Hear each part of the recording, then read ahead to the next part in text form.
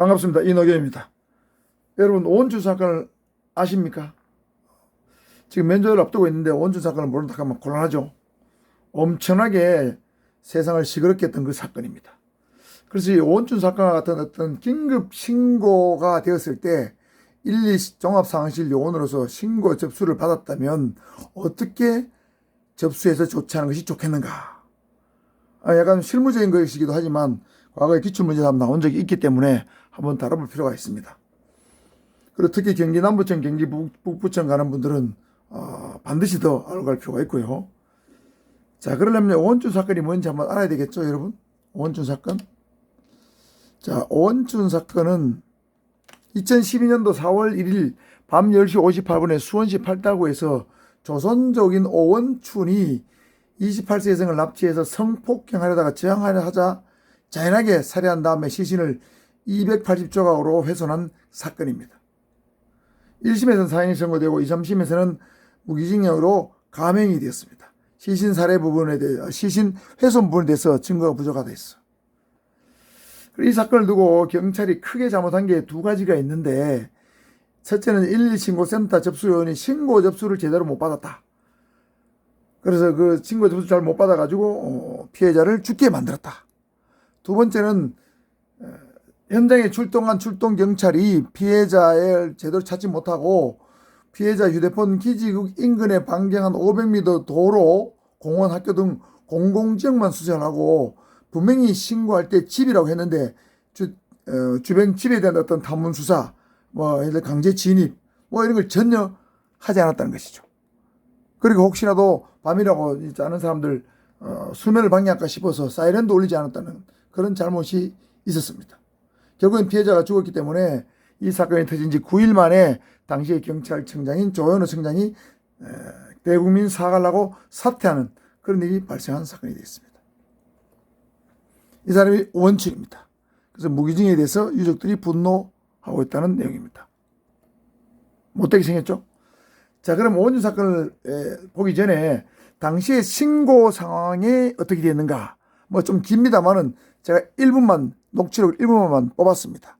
자, 일단 빨간 글씨는 우리 신고 접수인 경찰관이 묻는 것이고, 까만 글씨는 피해자가 말하는 겁니다.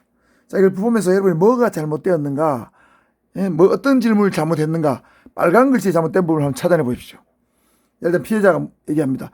여기 목골 놀이터 전에 집인데요. 저 지금 성폭행 당하고 있거든요. 누가 그러는 거예요? 어떤 아저씨요. 아저씨 빨리요. 굉장히 다급한 목소리겠죠? 어떤 아저씨를 했겠습니다. 문은 어떻게 하고 들어갔어요? 내가 잠깐 아저씨 나간 사이에 문 잠궜어요. 그러니까 좀 이따가 잘못했어요. 아저씨 잘못했어요. 경찰관이 주소 다시 한번 알려주세요. 잘못했어요. 이게 이제 피해자가 이제 뭔가 했던 맞거나 이런 소리 같습니다. 그 다음에 경찰관이 여보세요. 주소가 어떻게 되죠? 이 말이 반복해서 들리고, 그 다음에 끝에 가서는 말이죠. 다른 신고 요원하고 대화를 하는데 아는 사람인데 남자 목소리가 계속 들리는데 부부싸움 같은데 에이 끊어버리자 하고 경찰관이 전화를 끊어버립니다. 여기서 여러분 뭐가 잘못됐을까요? 이 잘못된 걸 찾아낼 수 있으면 여러분이 상황 대처를 잘 할 수 있습니다. 신고 접수를 잘 할 수 있습니다. 자, 그래서 신고 전화, 112 신고 전화를 응대한 요령을 한번 살펴보는데 크게 5가지 분야로 나눠서 보겠습니다. 신고자의 특성, 대화의 기본 자세, 주의해야 할 잘못된 멘트, 그 다음에 잘된 바람직한 멘트, 신고자의 위치를 파악하는 요령, 신고 접수 시에 신고자에게 반드시 알려줘야 될 사항, 이런 순으로 한번 살펴보겠습니다. 자, 먼저 신고자의 특성을 한번 여러분 알아야 되겠죠? 자, 일단 신고자는 도대체 무슨 일이 발생했는지 본인은 잘 알고 있습니다. 그렇지만 경찰에 신고하는 요령은 대부분 잘 모릅니다. 왜? 신고자는 신고의 비전문가니까. 그 대부분 경우에 112 전화해서 도와주세요, 살려주세요, 신고 한마디면 경찰이 다 알아서 해줄 것으로 알고 있죠. 또 신고자는 신고를 접수받는 경찰관이 신고자와 같은 동네 또는 인근에 있을 것으로 알고 있을 겁니다. 또 신고자는 신고만 하면 본인의 위치가 자동으로 추적되는 걸로, 확인되는 걸로 알고 있을 거라는 거죠. 신고의 비전문가다, 이걸 이해하셔야 되고, 두 번째는 특히 신고자는 급박감, 공포감 등으로 인해서 굉장히 당황했거나 흥분한 상태라는 것이죠. 그래서 뭐 경찰에 어떤 말 묻는 것보다는 경찰이 출동을 했는지, 언제쯤 도착하는지, 어디까지 왔는지 여기에 더 관심이 많을 거라는 얘기죠. 그리고 경찰관이 뭐 물으면 경찰이 빨리 와주기를 바라는 마음에서 생각도 안 해보고 뭐든지 아니냐 할 보다는 예라고 할 가능성이 매우 크다는 것이죠. 매우 당황하고 흥분된 상태일 것이다. 이거 신고자의 특성입니다. 자, 그렇다면 신고를 받은 어떤 경찰관은 대화를 할 때 어떤 기본 자세를 해야 될 것인가? 첫 번째 가장 중요한 것은 청취입니다. 신고자 말을 잘 듣는 것이죠. 자, 그럼 신고자는 무엇을 제일 먼저 말할까요? 본인이 생각해서 가장 중요하다고 생각되는 내용을 맨 먼저 말할 겁니다. 그래서 최초의 말, 최초의 언급을 잘 청취해야 됩니다. 또 매우 급박한 상황의 신고일수록 통화가 어렵습니다. 오래 하기 어렵죠. 그래서 짧은 통화에서 최대한 많은 정보를 얻어야 되기 때문에 처음 들려오는 소리, 처음 하는 멘트, 여기 집중해야 됩니다.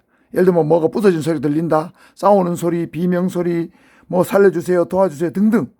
이런 최초의 언급, 최초의 소리에 집중해야 된다는 것이죠. 오원춘 사건의 경우에 접수자들이 부부싸움 같다라고 오판을 했죠. 어떤 아저씨라고 성폭행을 당하고 있다 했는데 아저씨가 나온 다음에 문을 잠궜다 했는데 그런 말을 쌍그리 무시하고 부부싸움 같다고 오판을 했죠. 그래서 빨리 출동을 못 시키는 거예요. 그래서 먼저 최초의 언급사항은 중요사항을 먼저 청취한 다음에 그 다음에 경찰관이 대화를 주도해가면서 세부사항을 파악해야 됩니다. 자, 중요한 걸 청취하고 세부사항을 파악한다. 혹시 신고자의 말소리가 잘 안 들릴 수도 있습니다. 이때 여보세요, 여보세요, 여보세요 이걸 반복하는 건 금지입니다. 말을 못할 상황이 있을 수 있겠죠, 신고자가. 그래서 신고자 주변에 어떤 소리가 들리는가를 들어야 되기 때문에 여보세요 반복하지 말고 귀에 대고 무슨 소리가 들리는가를, 어떤 분위기인가를 여러분이 예민하게 청취해야 된다는 것이죠. 두 번째는 신고자 눈높이를 맞춰야 됩니다.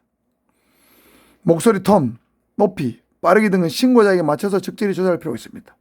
신고자가 빠르면 본인도 빠르게, 신고자가 느리면 본인도 느리게. 지방의 경우는 지방 사투리로 대하는 것도 모방합니다. 안 그런겨, 안 그런겨? 뭐 이렇게 했대죠. 그 친감을 느끼면서 신뢰감을 줄 수도 있습니다. 그 다음 신고자가 극도로 흥분해서 말이 너무 빠르거나 알아듣기 힘들 경우에는 좀 진정하십시오. 천천히 말씀해 주십시오. 그렇게 진정을 시키고 페이스를 조절하는 게 중요합니다. 세 번째는 신고자의 감정이나 신고 내용에 적극적으로 공감할 필요가 있습니다. 긴급한 신고를 했는데 경찰관이 자꾸 구체적으로 질문을 계속할 경우는 신고자는 출동이 지연될까 두려워할 수가 있습니다. 오해할 수도 있죠. 그래서 신고자 입장에서 봤을 때는 굉장히 다급하니까 현재 경찰관들이 출동 중에 있으며 통화 내용을 함께 듣고 있습니다 라는 멘트를 해서 신고자를 안심을 시킨 것이 좋다는 것이죠. 이게 대화의 기법입니다. 그 다음 세 번째는 주의해야 될 잘못된 멘트나 올바른 멘트입니다. 만약에 신고자의 목소리가 너무 작다, 알아듣기 힘들다, 이때 신고 접수자가 큰 목소리로 크게 말씀해 주세요 이렇게 말해서는 안 된다는 것이죠. 예를 들면 가해자가 범인이 주변에 있을 수 있죠. 피해 주변에. 그래서 크게 말할 수 없는 경우가 있다는 거죠. 오원춘 사건처럼. 오원춘이 방안개 문안개 딸린 집에서 잠시 나갔단 말이에요. 그때 문을 잠그고 살살 말하고 있는데 그 다음 강도나 절도가 침입해서 문을 잠그고 신고할 경우도 있겠죠. 그래서 이렇게 해야 되죠. 말하기 어려우면 상대방이 모르게 휴대폰을 켜두세요. 이렇게 응대하는 것이죠. 이게 올바른 멘트죠. 그 다음에 신고자의 말의 의도에 의문이 생길 경우에 왜요? 이렇게 조금 압박하듯이 겁박하듯이 묻기보다는 무슨 일이십니까? 진지하게.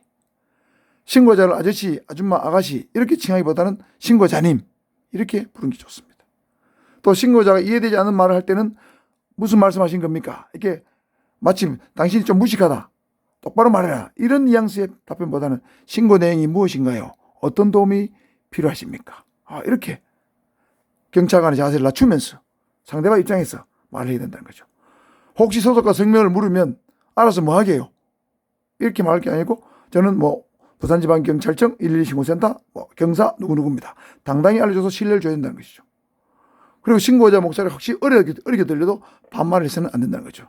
신뢰감을 주기 위해서. 그 그 다음에 신고받는 사람이 짜증 섞인 말투, 졸리고 지친 목소리, 너무 느리거나 느긋한 말투. 이거는 굉장히 경찰관이 신고에 소극적으로 대응하고 있다는 뉘앙스를 줄 수 있으므로 이런 말투는 써서는 안 됩니다.